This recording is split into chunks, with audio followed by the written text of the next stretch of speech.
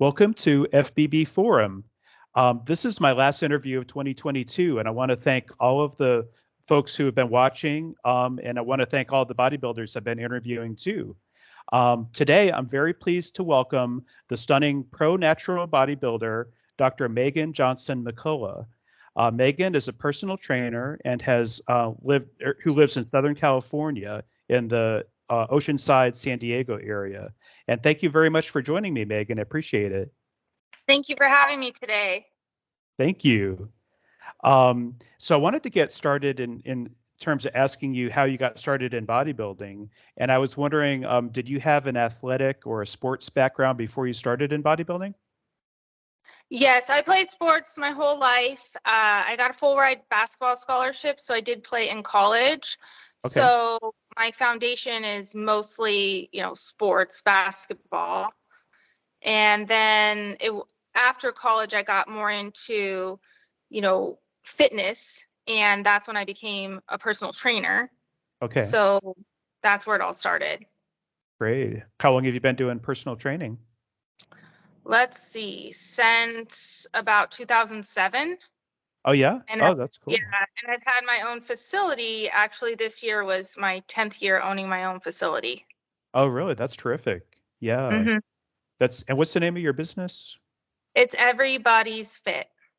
Okay, great. Yeah, we'll include a link to it down at the bottom in the description later. So um, I was curious, how did you get started in bodybuilding and who convinced you to do your first competition? Well, it was mainly my clients who kept saying, "How come you don't do something like that? You're already in such good shape. You could easily." And I really didn't know anything about the sport, but I had, you know, mainly pictured stereotypes about like steroids and things like that. And I just thought, no, I mean, I don't want to do something like that. And a trainer who was a friend of mine said, well, there's such thing as natural bodybuilding and you could do that. And I've done a show before and I'll help you. And I said, okay, well, and it was in December of 2016. So I was like, okay, well, maybe I'll just make it like a New Year's resolution and I'll sign up for one. So I did. And I prepped for it. It was in March.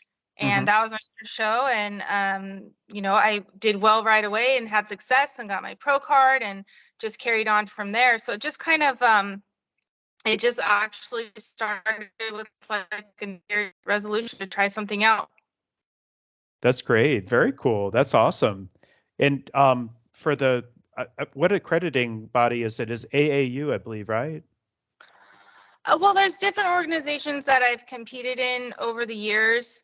Um, I started out with INBA, I've done AAU, I've done ICN, I've done IPL. So there's different ones that have a lot of it is like with ICN, it's really amazing to travel overseas. So I've been with them Yeah. to Australia and South Korea, whereas other shows, a lot of it has to do with locations for me. Okay. There aren't a lot of natural bodybuilding shows in Southern California. So Okay. the closest has always been like Vegas or Arizona. So Okay. sometimes choosing organization can be based on trying it out just because of where it's located. Yeah, And then if sure. I like it and I fit in, then I'll continue and do more of their shows. Okay, I understand that. Yeah, I'm still kind of learning a little bit about those organizations because I know primarily about NPC and IFBB, but I need to do a little more research on those. Yeah, so those are, they don't have the natural, you can compete in them, but if I want to do well, I want to stick to the all natural shows. Sure, I understand. That's cool. I was curious, when did you first feel your aha, I belong here in the gym kind of moment? Because I think many people first feel intimidated by gyms when they first start. Well, I've always, like I said, I played sports. So going to the gym was nothing that I was unfamiliar with. Although I should say that like it wasn't in high school or anything like that. I wasn't going to like, you know, a big box gym or something like that. It was just sports. Hmm. So when college ended, it was like, okay, to work out if I want to. You can't just, sit around and do nothing, which happens to a lot of people. So that's when I started to go to the gym, and I was comfortable, and right away I just felt like I fell in love with weightlifting and all the machines. And then I started taking group exercise classes. I like, playing sports. I like being around people and kind of that atmosphere and community. So that's where I was like, okay, I want to be like a group exercise instructor or a personal trainer or something like that. Yeah. And it's something that I've never really worried about, being embarrassed or, concerned what other people think. I think because I just always played sports and I was always performing in front of other people. So I wasn't shy about it. Okay, that's good. Yeah, that having that sports background, I bet, is really helpful. Yeah. Mm-hmm. Um, I was curious, when you first went on stage to do your first bodybuilding show, were you kind of intimidated being in front of a large crowd wearing a bikini? Because that's a little bit different than being on the basketball court. And do you still get nervous on stage now when you do a competition? First show, of course, I was super nervous. Yes, of course, wearing a bikini because I was used to basketball, right? Baggy shorts, tall socks, high Yeah. shoes, and then all of a sudden you got to be in 6-inch heels. So Oh, that was different for me. My yeah. first show happened to be local, and it's been the one and only show I've ever gotten to do in front of all of my clients at that time. So Oh, it was yeah. like I had like 30 people in the audience. But the vibe of that was more like when I went into my first show, I didn't know what it was going to lead to. So like that, I'm going to get up there and do it, where it could be just a one and done experience, Mm, but that didn't, it went well for me and I liked it. I mm, liked the glam and the tan and all of it. And it had this feeling of like performing and being in front of people again, which I missed that. I missed being on the court. I missed being on the stage. And my mom was actually a world champion baton twirler. Oh, yeah. So kind of that, and my sister is an actress. So the kind of performing in front of others is just something that's in my family and in my blood. Oh, that's really interesting. So I if bet. you were to ask me if I get nervous now still, Yeah. I'm very competitive. So it's not that I'm nervous about being in front of other people, or I get nervous with myself about, okay, so I really want to win. And it's kind of like an energy or an adrenaline, but it's not nervous. Sure. It's, I totally understand that. Yeah. Um, I was thinking for that first show, having your clients and having a cheering section there must have been really good. yeah, it was fun because it had a feeling like it doesn't matter how I do. I'm just Yeah, getting up there and doing it. sure. And that, when I look at pictures of it, I had no idea what I was doing, and my posing was horrific. But it Sure. was like I got up there and did it. You do the novice category, and you give it your best, and whatever happens, happens. Yeah, I understand. No, that's really cool though to have that cheering section. I think that makes a big difference to have people in the audience cheering for you. Hmm. And I think it's tough for some international folks sometimes because they come to the U.S., maybe come by themselves, and they don't necessarily have a lot of people cheering for them out there in the audience. So it's a different Yeah. feel, you know. My husband comes to every single competition, international or, close. So he's That's great. always cheering for me. And then when there's certain girls that I know through the circuit and have done shows with before, he cheers really loud for them too. So he's really great about that. That's terrific. That's great. Um, my next few questions are about prepping and coaching. And I was curious, what's the toughest aspect of competition prep for you? For me, I think that it is the diet and then having the energy to still feel productive and successful in workouts. Yeah, So I understand. it's not the food and the restriction. It's more like trying to find fuel in the tank when there's like nothing there. Mhm. And that's a very mentally challenging aspect when you just feel like, you could just take a nap, Hmm. but you've got to work out. So, Yeah, I bet that's really tough. Do you mhm. find do you find that the diet tough because it's kind of monotonous too? It seems like bodybuilders have to eat the same thing and they have to measure it out, and it just seems like I would drive me a little bit crazy, I think. I would say that it's become part of my lifestyle. So weirdly enough, like I look forward to like the chicken and sweet potato. I've a very bland, I'm used to it. I'm used Okay. to eating all the same things. And maybe that's something that gives me a one up on others, is that like it doesn't bother me. Yeah, that's And good. so I'm used to it. And I thrive on structure too, especially like as a trainer and I work long days. Just Yeah. having everything prepped and ready is convenient too. Yeah, that's true. That's a good point. Um, I was curious, do you have a prep coach now? And if so, what advice would you give to aspiring bodybuilders who are about how to find a good coach? Yeah, I've had my coach since 2017 and he's awesome. Great. He helps me with working out, nutrition, um, all the aspects of training, and he's my mentor with posing. And I think that finding a good coach, I mean, I played sports my whole life, and my dad happens to be the winningest high school basketball coach in California history. So, like, I'm a coach's Wow. daughter. Yeah. And Wow. essentially, I coach people as a trainer too. Hmm. For me, I'm the type where, because of my background, I do what my coach says. Yeah. So I don't ask questions. I don't, well, why this or why that, or can we do this? It's just, if that's the game plan, that's the game plan, and I follow it.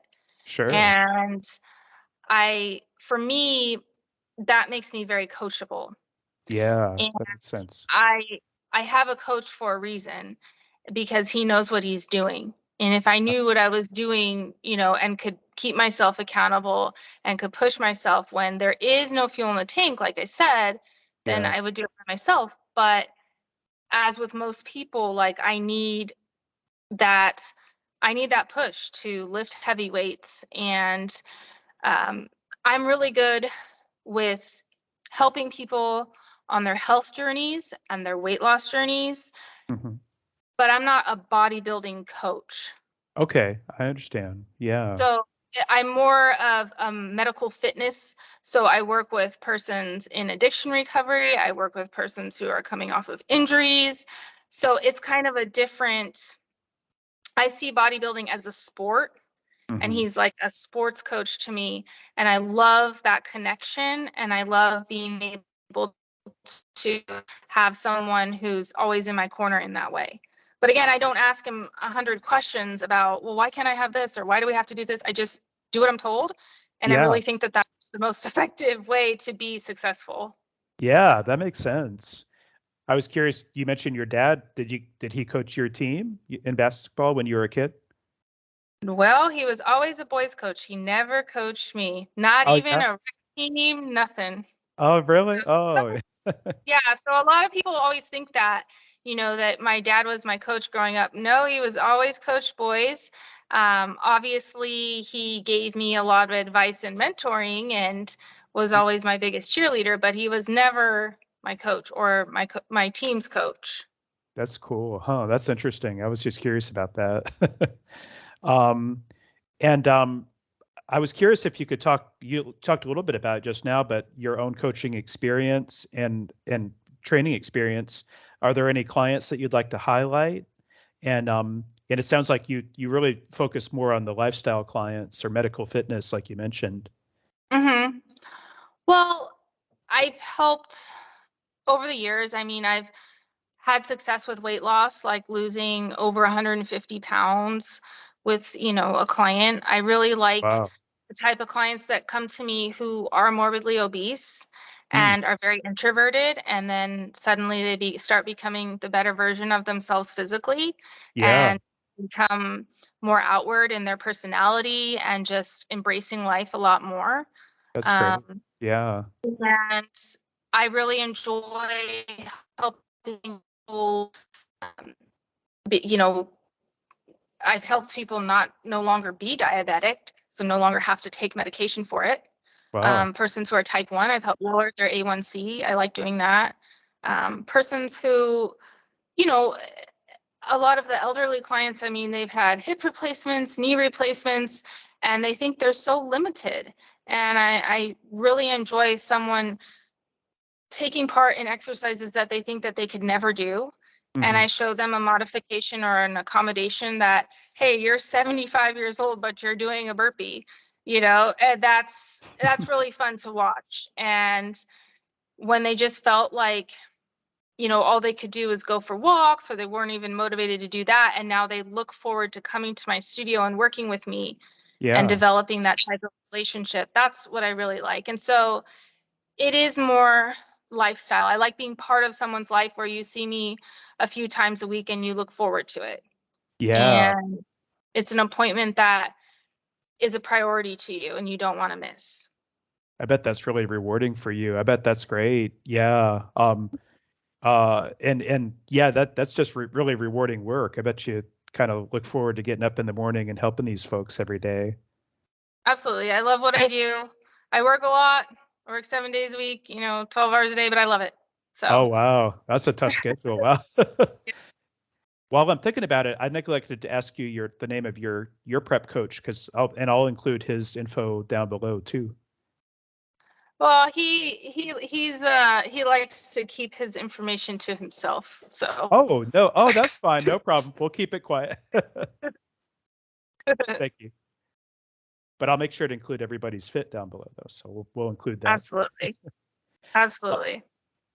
My next few One thing questions. I say about him is, as much as I have had success, he takes no credit. And I love him to death for it, but he will take no credit. So we'll Oh, let okay. that be. No, that's cool. Yeah. No, I totally understand, and I respect that. Um, so I wanted to ask my next few questions about competing in bodybuilding, and Mhm. you're the first natural bodybuilder that I've had on FBB Forum on this podcast.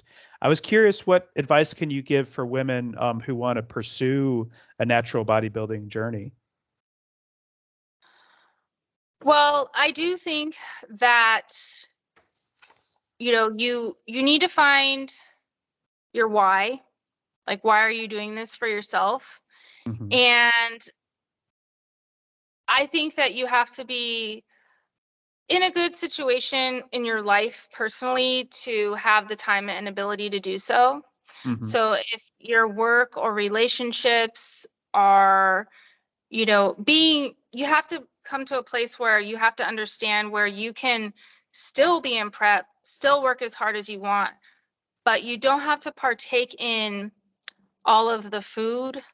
The food is the hardest part, because especially when we live in an environment where food is celebration, you meet a girlfriend, you meet her for lunch, Hmm. something of that.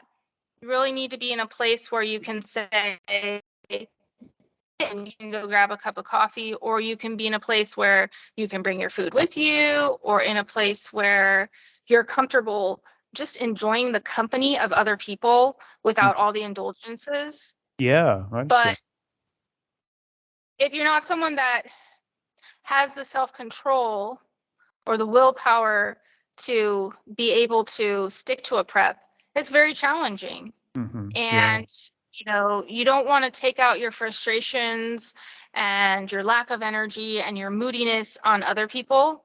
Hmm. And because then you kind of you lose your support team a little bit when they understand, but they understand to a point. Yeah, I And understand that. that's something, my husband has had to learn over the years too. But I've really learned to rein it in, where I don't talk about how tired I might be or how hungry I might be. I keep it to myself, because guess what? It's my choice to do this. So, Yeah, that's I true. mean, it's not anybody else's problem but my own. And I don't want to see it as a problem. I see it as, this is a goal for me and something I enjoy doing. But as soon as you start taking it to this point of like, oh, you're gonna, crash and burn for 4, or 6 months and just shut everybody out, or that's where it kind of like, I think it takes a lot of just the positivity out of the sport. It almost becomes this like, this confining experience, and then you get on the stage for 2 minutes and it's over. Yeah, Where you gotta enjoy the journey. I totally understand that. Yeah, bodybuilding is such a 24/7, sport, and is so all encompassing. I was curious, do you find it challenging to maintain your business while you're prepping? Because that, it just seems like it would take a lot of time, and um, it might be kind of, when you're feeling tired too, and working with clients might be kind of tough. Like I said, I keep my yes, it's hard for me with like hunger pains and having the energy to do everything. For the most part, I've been able to keep it to myself, but there are days when it's like I'm just not feeling it. But as a business owner, you don't get a chance to, like, you have to have a smile on Hmm. 24/7. Yeah. So even if you don't feel like being there and you're tired, it doesn't matter. You don't get a chance to, I'm just having a sick day today, or it's the business is 24/7. Mm. So again, it's my choice to do Mm. bodybuilding. So I'm not going to take it out on anybody else. It's my Yeah. choice. And as soon as it starts getting to a place where it's taking away from, work or relationships, then I have to reconsider. Sure, I totally understand that. Yeah, that's good. That's good to know and good advice. I was curious, in terms of what feedback are you getting from judges in terms of where you need to improve your physique? Well, I mean, mainly my legs. I've worked a lot on my glutes and my hamstrings. I had ACL and meniscus surgery in college I was on a fast break layup and the girl took me out. So Mm. I had reconstructive surgery, and that made it hard to do, like, really heavy leg press or squats, or even the hamstring curl machine is like, it's still hard for me to this day. Mm. Yeah. So being able to get like full range of motion with heavy weight, but I'm so much stronger than I used to be, Hmm. and I'm able to successfully do that now. But it's taken years. Mm. Yeah, I was, and looking at the pictures, and being a basketball player, you must be pretty tall. So I was thinking it might be harder to build up the legs too. Well, I'm actually really short. I'm only 5'6". Oh, are you really? Oh, I thought you were taller than that. Yes, yes. No, no, no, no, no. Or I was a point guard. That's why my pug's name is Steve Nash, because I love basketball, and he's my favorite point guard of all time. Oh, that's awesome. That's cute. That pug is really cute. Um, Yeah, I have two of them. So I have Steve Nash and Scottie Pippen, and now they're going to start barking. oh, I hear him. Yeah. That's Yes. so cute. Uh, um, I was curious, I know this is true of IFBB and NPC, but do you find it challenging to contend with the high expensive bodybuilding competition? Because I know there's a lot of money going out, but sometimes not much coming in for women's bodybuilding builder pros, I should say, unfortunately. But I was curious what your take is on the expense. Correct. It is an expensive hobby. I will say that. Hmm. Between, the entry fees, the attire, the glam of it, Hmm. coaching. Um, for me, I work very hard, and that's what I choose to spend my money on. Hmm. I don't have kids, so I kind of justify it in that way. Okay. Yeah.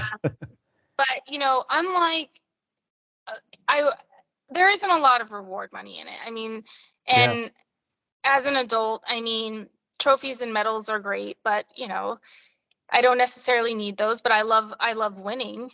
Mhm. But the accolades, and just the success of being able to get up there and win feels really good. And it's a sport. People spend money on season tickets to the Raiders, or we all choose what we spend our money on, and I choose to spend it on the sport. And for me, I love it. And so everybody has everybody has, you know, the presents and gifts that they give to themselves, maybe whether you know, collect dolls or something like that, but Mm. it's a lot of money. And it's I would love to have a sponsor or, you know, someone that helps with some of the fees and so forth, but I don't. One of the organizations that I'm in now, what they do, the IPL, is that when you win, you don't get like a cash payout, Uh-huh. but um you get money towards your entry fees. Oh, yeah? And Oh, nice. so like essentially I don't have to pay the entry fee for the next show Mm. based on my winnings. Yeah, So that's that good. that actually has helped out and attracted me to it too, because then I'm just paying for the travel expenses and, you know, all the other parts. Yeah. Um, but again, you know, for me, because there aren't a lot of local shows, I am, you know, the travel is something that I'm paying for too. So. Yeah, I bet. Yeah, it can get kind of expensive, especially international shows, I bet. Yeah. Mhm. And what I've done for the international shows in the past is had, I'm born and raised in Oceanside. My fitness studio is in Oceanside, so I have a really good community. Hmm. And what I've done is reach out to local business owners, some that I even have become clients of my own. Okay. And like there was like a burger house and like a dive bar, and then I just have an event night Okay. where they donate the proceeds of that night to me going to South Korea or me going to Oh, Australia. And a nice. lot of my clients, like, you know, here's $100, have a good time, you know, something, and it adds up. And so it's like, Yeah, you know, that paid for my flight. So that's great. that's kind of something that I've self-generated because, you know, I don't have a sponsor. That's really good. That's a good idea, though. It's really smart to do something like that. Yeah. That's a good idea. Mhm. Um, I was curious, do you see much interaction or intersection, I should say, between the natural and non-natural bodybuilding worlds? And I did want to say I think it's great that there were two natural women's physique pros who competed at the Olympia last week, and it was Christy Cox and Victoria Meislick. But yeah, I was just curious about that. What if you see that much intersection between those worlds, I guess. Well, I don't know much about that world Mm. because all of the people in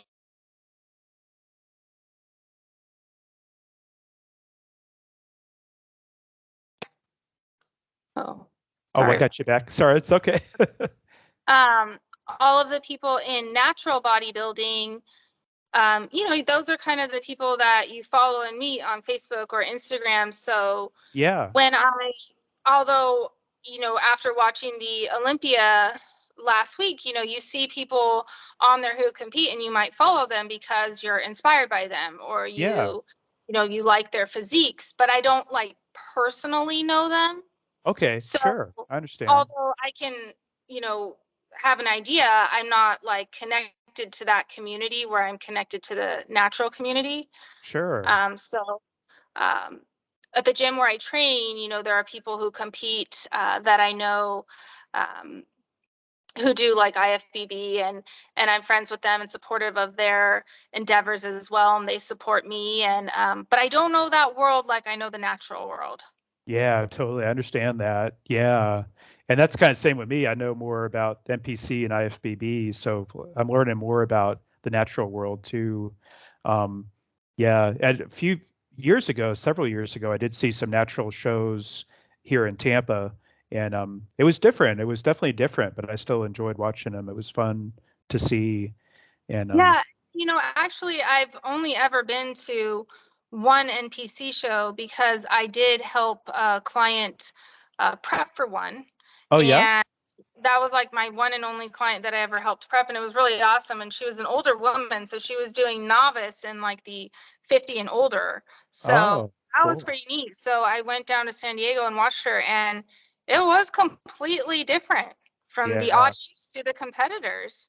yeah, Um, there's uh there's uh, a lot more like profits and money, I'd say, in NPC and IFBB. Um, yeah, just, and that's, so they get bigger audiences, they have more contestants, and Yeah. it's, but the thing is, even those who, don't do the natural shows, they still have to train hard and work hard and face many of the same challenges I was speaking about socially and all of that. So, I just don't know anyone personally that's on that journey. Whereas, Yeah. if I'm talking to other girls about, getting ready for a show or something like that, obviously my friends are more in the natural league. Yeah, I understand that. That makes sense. And I have respect for all bodybuilders just because that's a lot of work. Mhm. I'm I'm a little lazy for that myself, I think. And yeah, like I said, I like that the monotony of food might drive me crazy too. I think your Um, taste buds change. Your taste buds change. yeah. Oh, I understand that. Yeah, I probably, if I had to really focus, I could probably do it. But um, so my last few questions are just kind of miscellaneous, and I was curious, if you were in a leadership position, what would you do to improve the sport of bodybuilding, and what would you do to make the sport better? Well, at one point I was um, the athletic representative for AAU. Hmm. Yeah. And so I kind of had a role like that. Okay. Um, you know, in that sense, I think that a lot of women, females who compete, sometimes it's not always about what goes on stage. Sometimes it's about what goes on backstage Hmm. and being comfortable around the other competitors and creating a community experience where it feels very positive. Yeah. Um, Sometimes, I mean, you don't really interact with the judges or the people running the show. It's the Hmm. girls that you're around. And Yeah, so sure. one of the things at AAU in that position was making other girls feel like this is a really positive environment, not catty, not, you know, um, gossip or things of that nature, but just feeling like supportive of one another. And Hmm. because I That's mean, we great. all are getting up there, whether you get, first place or last place, this is an experience to be had. Hmm. And just being, like you did great up there, or, just having simple conversation rather than feeling, like every girl for themselves. Hmm. It's Yeah. it's a big difference in that show day, about telling some girl, wow, like your makeup looks really good, or wow, your hair looks awesome, or well, you did really great up there, good job. And that kind of, I think that makes it a better day. And Hmm. it makes the time pass, you know when you're waiting back there, and just have a simple conversation with someone about where you're from or what categories do you do, and just making that type of environment amongst the girls. And of course, I judges, they're good at what they do, they know what they know, and just making sure that everyone sitting at that table is on the same page. Hmm. That's great. That's great that you were in that role too. Um, how long did you do that? Well, I mean, I'm still part of AAU. um So, I mean, my first show with them was in the end of 2016. So, I mean, I Yeah. would say that that's when bodybuilding first started with them. So somewhere around, I mean, 2016, 2017 to, to date.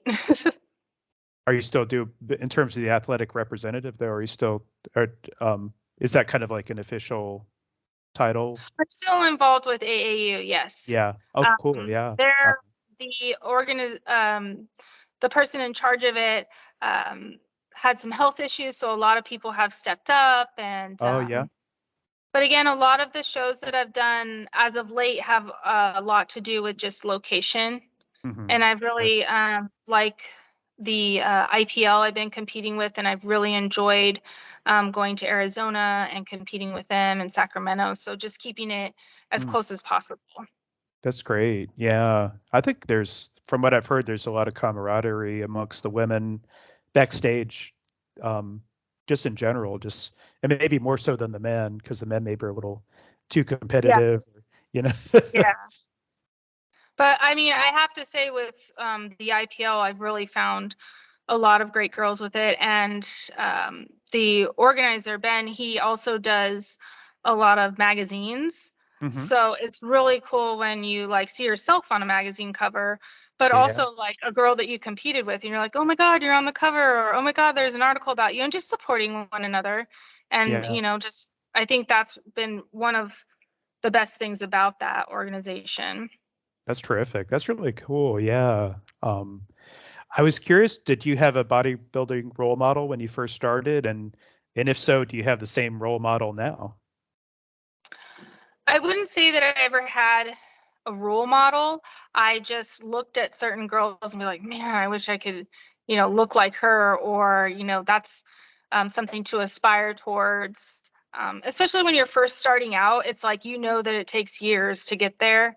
Yeah. So, you have to be realistic. And I will say that it's really neat now being like where I started and looking at the girls that I was like, man, I want to look like her, to feeling like, man, I could stand there on stage with her now. And so Yeah. that's, people come and go in competing, but seeing those same faces and being like, man, I could stand up there and hold my own up there. It feels really good. I bet. Yeah, I bet that feels really good. That's Mhm. terrific. One thing I was curious about, I wanted your take on this. Can we get bodybuilding back on TV again? Because I was thinking I missed the good old days of bodybuilding being prominently featured on ESPN and Fox Sports and NBC. The only thing I see that's similar right now is CrossFit on CBS Sports. But um, Mhm. I was curious, dude, and I would love to see some natural bodybuilding shows on TV too. Yeah, I mean, think of how much publicity the Olympia gets. It would be really cool if, there could be something like that in natural bodybuilding on TV too. I Yeah. don't know how that could be done. Of course, it's all about money and who you know and all of that. Hmm. But I think that, a lot of positive attention to the sport could be had if people all over could, tune in. And I think it's, um, because not everyone can go to Vegas and see it. But it'd be really cool too if your family members could tune in, and your friends as well. And I know Yeah. they do a lot of like live streaming and, but I have to say that my 70-year-old clients they don't know how to live stream and things like that. They know how to turn Yeah. on a TV, That's true. so Yeah, good point. Yeah. I would. I th- they show all sorts of sports on TV. So Mhm. it would be nice to, for some network to be able to at least try it out, see where it goes, and if it was profitable or worth it for them to have it stick around. I hope so. Yeah, I would love to see it come back again on TV. And yeah, there's so many sports, cornhole and video games and just really obscure stuff. Mhm. And bodybuilding's, I think, is much more Yeah, mainstream than that stuff. true. And you learn about all different sports when you watch like the Olympics. You're like, I didn't even know what that was. And Hmm. so, um, I think that it could bring a lot of good energy and attention to the sport. And I think also it would be beneficial to organizations, because it's just like, it's the same thing when I said about like someone who buys tickets to the Raiders. They want to go to the game, not just watch it on TV. So it could, propel into something like that. Yeah, that's true. Several of the bodybuilders I've talked to have mentioned that they first learned about bodybuilding competitions by watching it on TV. So I do think it would be maybe introduce new people and get more interest and maybe more people competing too. But I don't know. I'd Mhm. love to see it come back again on TV. Yes. I was curious, where did you get your doctoral degree from, and what is your specialty for your degree? My doctorate is in health and human performance, and I got it from Concordia University. So last year, when I received it, I went out to Chicago and graduated, and it was a really incredible experience that I have to say was harder than any bodybuilding competition I've ever done. Oh, I So, bet. Yeah. yeah. I bet you were glad to be kind of done with that because the all the studying Yeah. and all the writing and Yeah. everything. It's opened a lot of doors and opportunities, and they're actually publishing the research study that I did. So it's going to be Wow. a textbook. So that's really exciting. So I've got some good stuff coming out, and a cell phone app to help persons in recovery. So I do a lot about drug and alcohol recovery and fitness, and using exercise as medicine. Okay, good. So those are books that I've written, and they're on Amazon. And then my research study will be coming out, and a cell phone app to go with it. And then my latest endeavor is actually a children's book about the story of me becoming a bodybuilder Oh yeah. and a coach. So yeah, it's a pug who becomes a bodybuilder. Oh, that's adorable. That's So so that's cute. exciting. That's really So cool. based That on, yeah. that sounds like fun. Could you talk a little bit about the research study? What was the topic on it? Sure. So I lost my mother to alcohol addiction, and I believe that exercise is medicine and healing. And so I did my research study on the influence of exercise on alcohol use disorder recovery. Oh, And okay. Yeah. so I had 11 participants in my study, and I did interviews and exercise journals, and was able to, basically back up the positive influence that exercise has um, Mm. on, releasing positive endorphins, on actually people value connection and community through exercise when Mhm. they're in recovery. Okay. Uh, and so it's using exercise as part of your comprehensive treatment program. It's not replacing seeing like a therapist or going to AA or something. It's complementing it and using it as part of Mm. your lifestyle change to Mm. be able to maintain sobriety. And Yeah. it is very effective. And a lot of people, so the book that's coming out, the textbook, is I took it a step further and said that yes, my research shows exercise is medicine and does help during recovery, but you can't replace your substance of choice with exercise, because exercise Yeah. addiction does exist. Yeah. However, That's true. there is no criteria, there is no diagnosis currently for exercise addiction. Oh, okay. Oh, So I kind interesting. of tap into that. Yeah. So the American Psychological Association doesn't have any guidelines for it. So Really? anything in Huh. life used to say what's normal and what amount is normal, but I wouldn't be able to diagnose anyone and say, yeah, you have a problem, over exercising. You're using exercise to a point where it's actually harming you rather Yeah. than helping you. And that can happen because, you know, you might think of, okay, so someone who used to drink a lot, they're in recovery, but now they're smoking cigarettes like it's nothing. So we Mhm. have a habit of replacing, and that's what I'm working on now. And so the cell phone app that I have coming out is called Fit Pace. So it's about pacing yourself and making what I was talking about before, the lifestyle change with Mm. exercise versus just the sporadic, just trying do some sort of 30-day fix. So that's not going to help you overall to be able to sustain any type of goal. Yeah, I understand. That's interesting. That's really interesting. And I'm sorry about your mom, but this is kind of like a good legacy for her to help other people going through the same kind of thing. Absolutely. And so her spirit's always with me. That's why I'm really into butterflies, and everybody knows the butterflies and her spirit with me. And so, like I said, how she liked being on stage, I got all of her positive traits. Mm. Unfortunately, she became powerless to alcohol. Um, but I feel that now it's put me in a position to be able to help people um, kind of gain back their power and be able to be in control of their body and their mind to become the best versions of themselves. Sure, that's great. No, I think that's terrific. That's great that you're helping folks like that. Um, so I just had one more question, and I was just wondering if there's anything that I should have addressed or asked you that neglected to that you'd like to talk about here. Let's see. No, I mean you pretty much covered all the good topics. Great. Well, thank you. And I was wondering, could you do a quick flex for me? Sure. All right. Thank you. You look great. All Um, right. and thank you so much. I'll get this up on YouTube soon, and I'll include your Instagram down below for your business and for personal. And thank you so much, Megan. I really appreciate it, and wish you the best of luck with your fitness journey. Okay. Thank you so much for having me. Thank you. Bye. Bye.